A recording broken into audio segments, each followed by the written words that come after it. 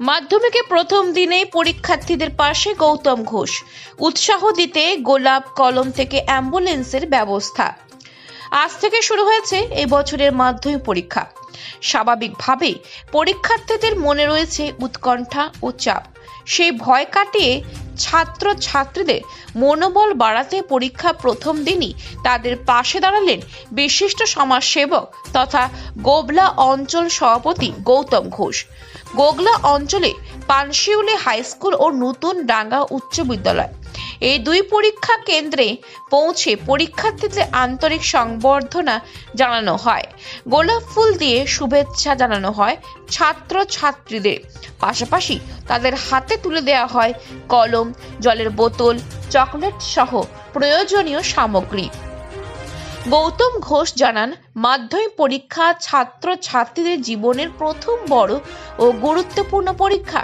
এই সময় মানসিকভাবে তাদের পাশে থাকা এবং সাহস জাগানোই তাদের মূল উদ্দেশ্য। তিনি আরও জানান, এই বছর গোগলা অঞ্চলে প্রায় 850 জন পরীক্ষার্থী মাধ্যমিক পরীক্ষায় বসেছে। মুখ্যমন্ত্রীর নির্দেশ অনুযায়ী পরীক্ষার্থীদের উৎসাহিত করতে এই উদ্যোগ নেওয়া হয়েছে বলে জানান তিনি।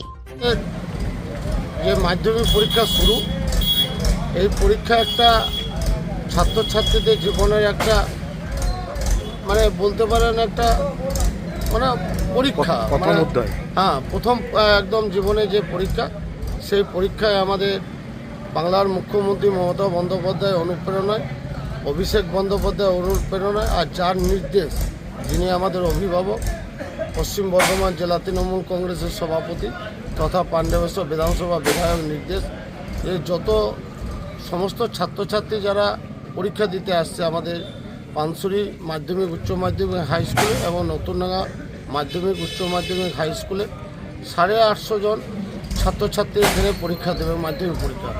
তাদের জন্য জলের বোতল, পেন, চকলেট এবং গোলাপ দিয়ে আমরা শুভেচ্ছা জানাচ্ছি।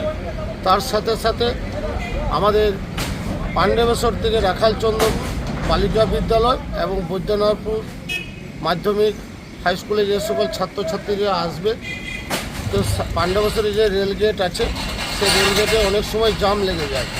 তার জন্য আমাদের বিধায়ক নির্দেশ দিয়েছিলেন, সেখানে আমরা একটা গাড়ির ব্যবস্থা রেখেছি রেলগেটের এই পাশে।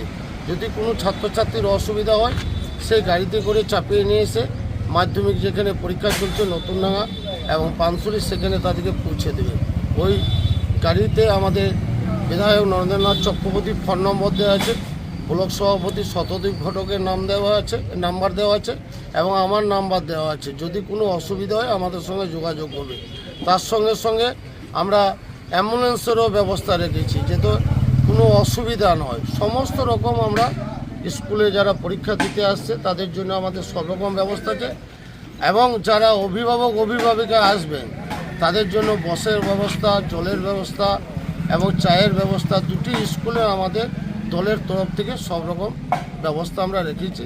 এইভাবে যেন আমরা 365 দিন সবারই মানুষের পাশে যেন থাকতে পারি।